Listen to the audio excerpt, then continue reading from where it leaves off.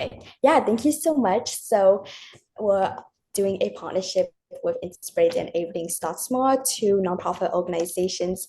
And right now we're going to do interviewing Sophia Kianni, an amazing individual. So thank you so much for Sophia for coming. So a little bit about Inspirate is that we're a nonprofit organization that aims to create environmental awareness and education for youth. So what we want to do is that we want to create and implement these activities, educational tools, so that people such as middle schoolers and also high schoolers, they're able to learn and they're able to do this in an interactive and engaging way. So Audrey, do you want to talk a little bit more about Everything Start Small? For sure. Hi, my name is Audrey. I'm the president of Everything Starts Small, and Everything Starts Small is a youth-led nonprofit that is focused on building a more sustainable future and empowering youth to make environmental change that they feel is lacking in their communities. So, with our name, Everything Starts Small, we really want to emphasize that age is no limit and um, basically no difference is too small. We can make change right now and right here. Through our various initiatives, we've worked with local farmers, we've worked with schools, businesses, and other nonprofits like Inspirate. So we're super excited to be a part of this little Q&A session with Sophia. Yes, thank you so much. So a little bit about Sophia. She's an amazing climate activist, founder of Climate Cardinals, a team which I am part of. Thank you so much for being able to come home. She is also the youngest UN advisor, Forbes 30 out of under 30. And she's honestly done amazing work, not just inside of the climate field, but also outside, an amazing, caring, and sweetest person that you ever meet. So yeah, thank you, Sophia, for coming. Of course, I'm so excited for this. Bernice is literally my favorite person on the planet. And I love working with her every single day. And yeah, anything that I can do to be helpful and to invest in the next generation of young people is what I'm all about. Yeah, thank you. Yeah, so speaking of climate cardinals, how were you able to grow climate cardinals into such a large organization with so many youth volunteering? Totally. Um, I want to structure this answer kind of in two parts. So I think the easiest thing to be able to say is the way that I grew Climate Cardinals, such a large organization, was that I used like social media, primarily TikTok, to make videos that were targeted at young people, encouraging them to sign up to volunteer. But there was a lot of back work like that was done for a year prior to actually launching Climate Cardinals on TikTok that I think really contributed to our success. And specifically, it's because I spent a lot of time basically honing in on like our core value prop and like our mission statement and exactly what it was that like Climate Cardinals stood for. And I also spent a lot of time on like our branding, getting our Instagram set up and like our website set up so that once we were like really doubling down on this call to action, we also had a very clear like funnel and engagement mechanism for people to get involved. So I would say like it's important to do a lot of like early legwork to really set yourself up for success by being able to like very clearly distill like what it is that you stand for and like what it is that your organization is trying to accomplish. And then from there have like a very clear like action path for how people can get involved in like the simplest, easiest way. And then Wow, post thank you on so much. TikTok. Yeah. Mhm. Yeah, literally like using and implementing these social media. So you literally answered our second question, which is perfect. So you're in a position of executive director and founder, super amazing. And I know you have done so much work. So what would you give to people or advice to youth trying to get into this position or trying to get in a high position in a nonprofit organization? Yeah, totally. Well, I would say hard work always like pays dividends. I know that's like a very cliche answer, but it's the truth. And I think for Climate Cardinals specifically, like I spend so much time every single day working on climate cardinals because like I genuinely love it. Like it makes me so happy. It makes me so excited. Like I really enjoy doing the work. And I think similarly, like all the people, like climate cardinals is in the middle of a restructuring and we're onboarding a new executive team, which you know about, which is still like not super public yet. But and every single person who's on the executive team now is someone who is like genuinely very excited and passionate about the mission of the organization. Like they genuinely care and they like love the people in it. And more than that, like they have the same mentality as me where it's like they're doing this work because they love it. Like they find it fulfilling, they find it enriching and exciting and important. And so in order, I think like really in order to be like successful or to be recognized or to be able to get more responsibility, like especially if you want to like move up in an organization, etc. I think it really does come down to like having a good attitude and like always offering to be like a helpful person. Like even for me, when I first started like doing climate work before I even like started Climate Cardinals, I always was the person who I was like, oh my God, like, can I have this project? Like, can I do this thing and like this thing? And everyone was like, you're like not getting paid for this, or like, you know, like why is she so enthusiastic and like why do you want to do all these things? And I was like, because I think it's fun, like I care and I think I can really create an impact by doing it.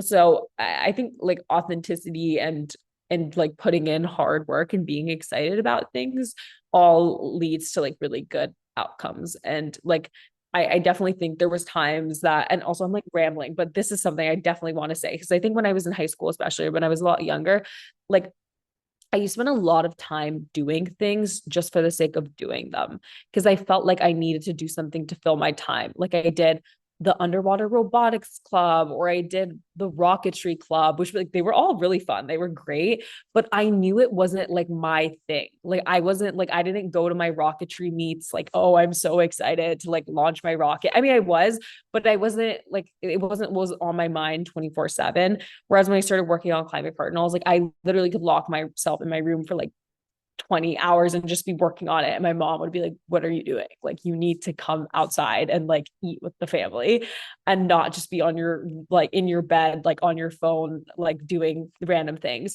But I think when you find the thing you genuinely like and like enjoy doing, like you will want to do it and you will like start to see success happen very naturally and organically because you're not forcing it.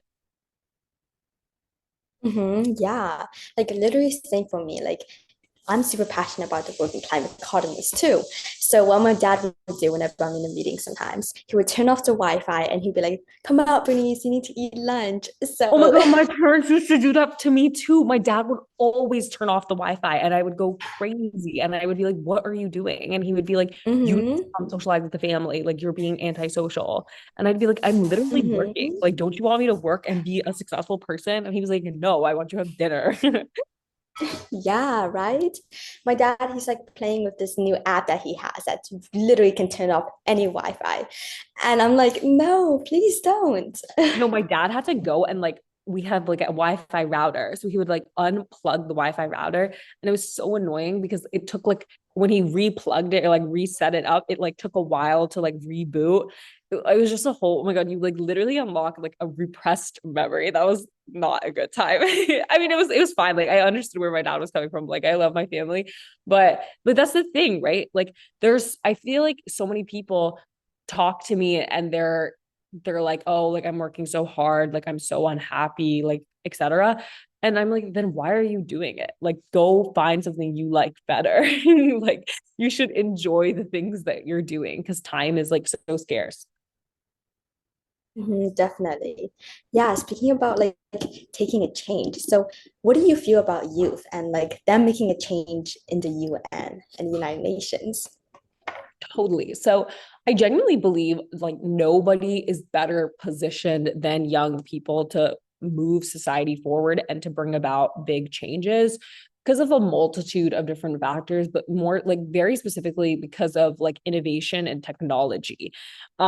Because I look at what work like my friends, especially at like Stanford, are doing, and they're at the intersection of AI. Like they understand how to like they're computer science geniuses, so they're designing and building like better systems. And that to me is is so inspiring and exciting. And I think very similarly, I don't think anyone ever like looked at climate change or climate nonprofits and thought like, oh, well, obviously go post on TikTok and thousands of young people will be like, yes, I want to make a change happen. Like that was just something that for me was a no-brainer, because I was like, yeah, obviously if I saw a TikTok video inviting me to get involved with this, I would be so excited.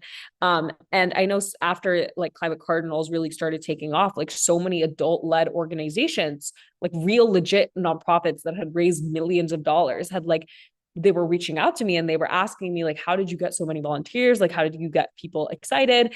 And I was like, well, have you tried like posting on the internet, like on social media? And it seemed like so obvious to me. And I think that's the really exciting thing, is as a young person, there are so many things that seem like really obvious to us in the sense of even like trends or like being on the pulse of social currents. And it's not obvious to other people. And that gives us, in my opinion, like a huge opportunity to be on the forefront of change in so many ways. So I mean, I'm excited. Like I see my friends doing such dope things all the time, and it makes me really glad, because I also think that our generation is so, or at least like the people I hang out with are so like socially conscious and motivated. Like they're not just doing their work because they want to become multimillionaires or anything. Like they're doing it because they're genuinely driven to like correct the social issues that exist in our society. And I think that is what drives people to like work very, very hard, because they want to just make the world a better place. Wow, oh my gosh, that's so inspiring. And that's so like truthful just to learn that, you know, youth and like people, anyone can make a change, and we're able to do this, and anyone's able to do this. So thank you. Speaking about like Stanford, your college life, literally you're doing so much, even like during high school, and like you were talking about how involved you were. How were you able to manage all that? Your social life too, and like all of the work that you've been doing. Yeah, well, I mean, I think that it's really easy to look at like someone like me on social media and think that like obviously social media is like highlight reel. I will just post photos of me like looking cute with my friends, or like at an event, like speaking at a panel or whatever. But the reality is like I honestly work more than all of my friends. Like I'm always just at home on my computer, like doing things. And I think it ties back to the whole idea of like, I love doing things. Like I would rather be spending my time like doing my climate work, and also like doing my work at Stanford and doing like my UN work and like all the different things I have on my plate, because it's what genuinely like enriches me and makes me happy. But it also comes at a trade-off, of course. Like there are times when I like am not able to go out with my friends, or I'm not able to spend as much time with my family. Like my family gets mad at me and takes away my phone and like forces me to go out. Um, but I think that trying to find balance, and I'm honestly still figuring it out. I'm really bad at it. Like my friends will tell you I'm like the CEO of crashing and burning, like spending too much time working, like getting really sick and only taking a break because I have to. And I don't encourage that or advocate that. But I think we're all still in a search for work-life balance, and I definitely still am too. But in terms of like tangible advice, I like live and die by my Google Calendar. If something is not in my Google Calendar, it just does not exist to me, because I'm so like scatterbrained and disorganized, and I like have a million to-do lists. I constantly, every day I wake up and I'm like, what are the things I need to get done? And then I also force myself to like make time for things that I know will like make me very happy, or like social interaction and going out with my friends. Because I know that if I'm happy and like around people who I love and care about, that will also inspire me and drive me to work hard in like my work life too. But work shouldn't feel like work. Like if it works, it feels like work, then I think that's where things go wrong. But I'm always doing things because it doesn't feel like work to me. It just feels like what I want to spend my time doing. That's amazing. Yeah, so I think Audrey wants to ask a couple of questions next. Honestly, you're just super interesting. We want to learn and like have great new Yeah, of perspectives. So course. No, I'm so happy to help. Yeah, it was super amazing to hear about all of your experiences. And yeah, personally, my parents have always talked about turning off the Wi-Fi as well, but they haven't done that yet, so that's pretty good. It's Um, coming. Don't worry. No, I'm yeah. kidding. Yeah, but Yes, I totally agree with you with how like work shouldn't feel like work. And I also feel that definitely Bernice and I, like when we're also doing our environmental work, I feel like um I could really just do it forever. Like it's really, I'm really passionate about it and I can just continue to do it. And I feel like a big part of it is also knowing that the work you're doing is like for the betterment of the world. So I think that's really inspiring. Yeah, and I was wondering if you have like any advice on social entrepreneurship or anything like that. Yeah, well, I would say that definitely like a big thing for me that's been super helpful is I'm like an overly perfectionist. Like I will never want to like post things, or I will never want to like do something unless it's like perfect. And perfectionism, obviously being perfect doesn't exist. And I think that it's really good to do things with other people, or to surround yourself with people who like will push you and motivate you and like force you to like get over your fears and just like put things out into the world.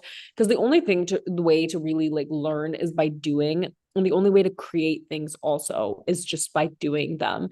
And so if you have an idea and you feel like passionately about it, I would say like talk to other people, like use your friends and your family as a sounding board, and also see if you can recruit like a friend to work with you. Like the reason I love Climate Cardinals is because I work with such awesome people every single day who like I love talking to, like who are like my friends who also love working.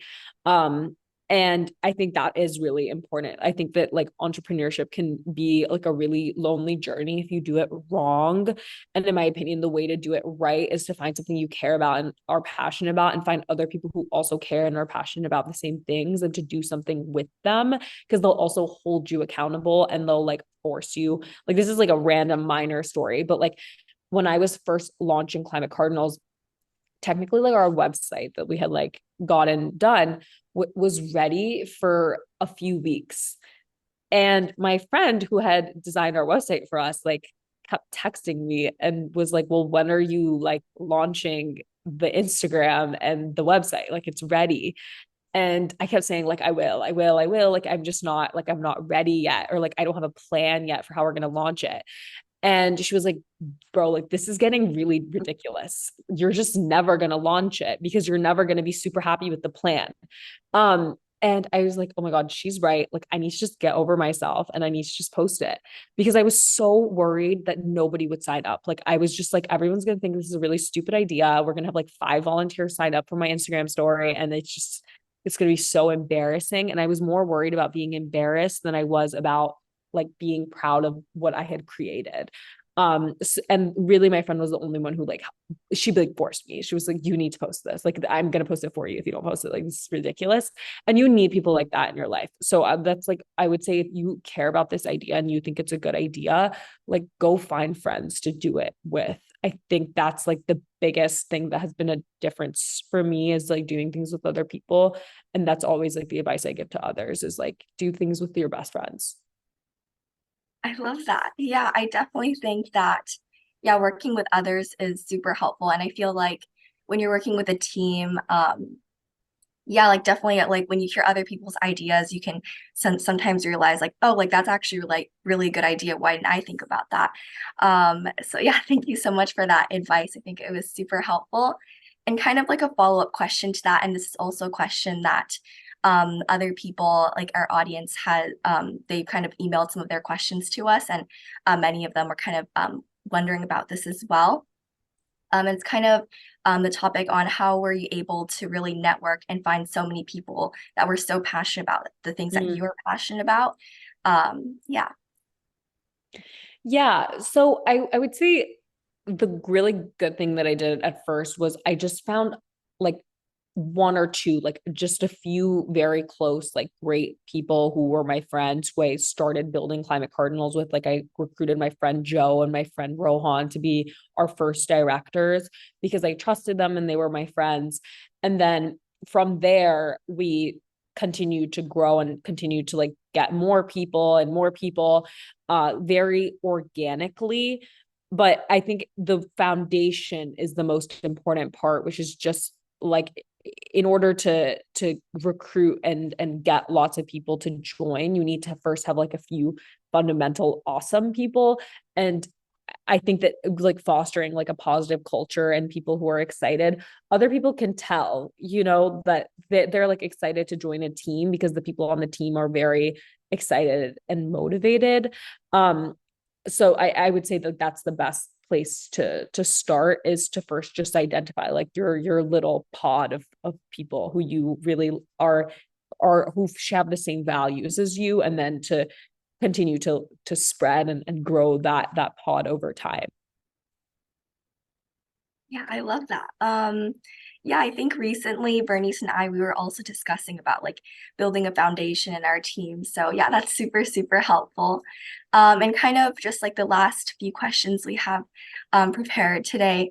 It's like super amazing, as Bernice kind of mentioned, that your Climate Cardinals is such a huge organization, and it's super cool that you guys were able to expand like so much, and I feel like in such a short period.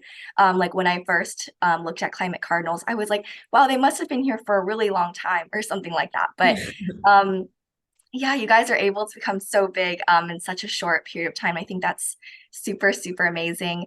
And yeah, I think another question that we kind of have is now that it's so big, how are you able, like as the executive director, able to kind of manage everything and make sure that like the branches don't fall behind, or that everybody is just working together? And do you ever feel that it can be too much to manage, or how do you overcome that?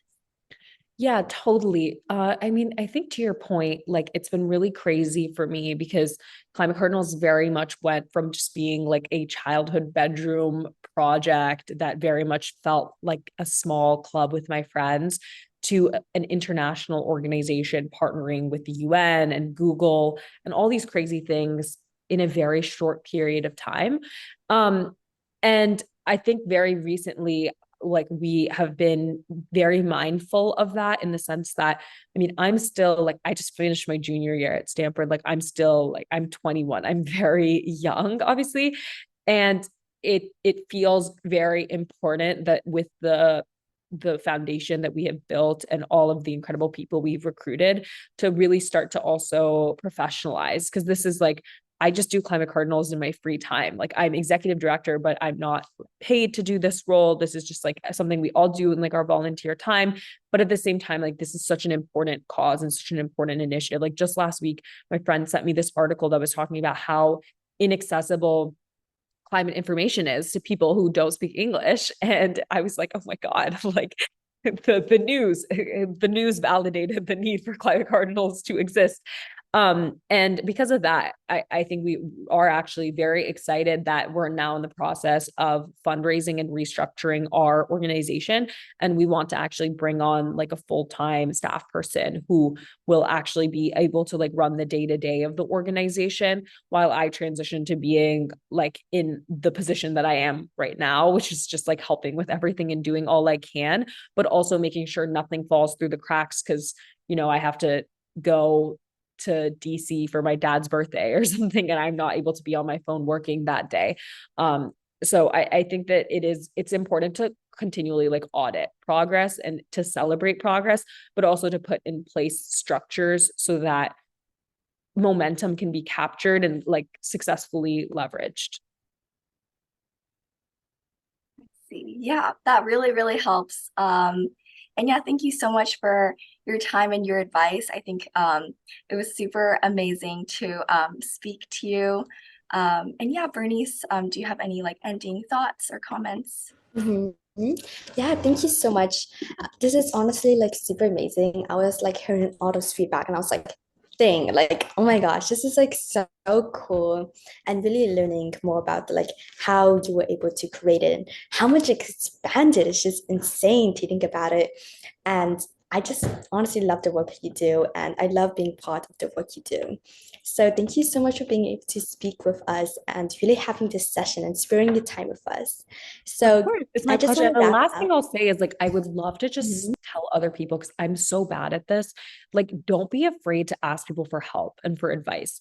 Because honestly, when I first started, I was so hard-headed. I was like, I need to do everything myself. I need to spend hours on Google and like figure everything out, when I really could have just texted someone or emailed someone and asked the question that I was wondering, and they could have just helped me very quickly. And I think my new mentality really has been like, every time I have a problem or a question or a situation, I just think about like, who are the 5 smartest people I know, and I text them and I ask for their advice. And most people are very, if they're good people, will be very, very glad to help you and to give you advice. And that's why like so many people have helped me and given me such good advice. I really want to be able to help other people. I mean, I don't have the capacity to text people like all the time, but I think that doing stuff like this is important so I can give lots of knowledge to lots of people in a way that's easier. But just generally, you definitely reach out to people for advice, and like shoot your shot, like LinkedIn message people, Instagram DM people, because you never know when people are going to respond and can really, really help you. Yes, definitely. Thank you so much. It's like super powerful. Like that's really how I met you. I messaged you and I was like, oh hey, I love your work. And guess what? Like look where I am now. So I know. And it's I just like literally, when I saw you do that, I mhm. was like, she's literally me. That was me. Every time I saw someone I thought was super cool, I messaged them on Instagram or I wrote them an email, and I felt so cringy doing it in the beginning. And then I was realized like, oh my God, these people I think are really cool are actually responding to me. Like, that's amazing. And it's because very few people do that. It's like, it's because it's hard. And so getting over that fear of putting yourself out there and reaching out to people is one of the most incredible things that you can do for yourself, even from like a making friends perspective. Like when I see people who I think are cool, like I will just DM them on Instagram and be like, you're so pretty, like you're so cool, like whatever, or I'm really inspired by you. And I've made so many friends like that, because then they'll respond and they're like, oh my God, you're so nice, like whatever. And then we'll end up getting lunch or something. And yeah, just don't be afraid to speak your mind, ask for help, and just like do the things that you want to do and care about. Yeah, that's so powerful. Like everything you said her was so powerful, and I was able to reflect that on like my own life too. And like not just networking in a professional space, but also in a friend space, like gathering friends or like meeting new people, being able to just approach people. That's just so powerful and just so nice just to hear all of those tips that you gave us. So thank you so much for being able to really be here and spare your time. So thank you so much again. And honestly, we are everyone watching this on YouTube or anywhere. Thank you so much. And she's honestly an amazing speaker. Check her out, message her, connect with her, and follow her on Twitter too. Yes. Thank you guys. Thank you.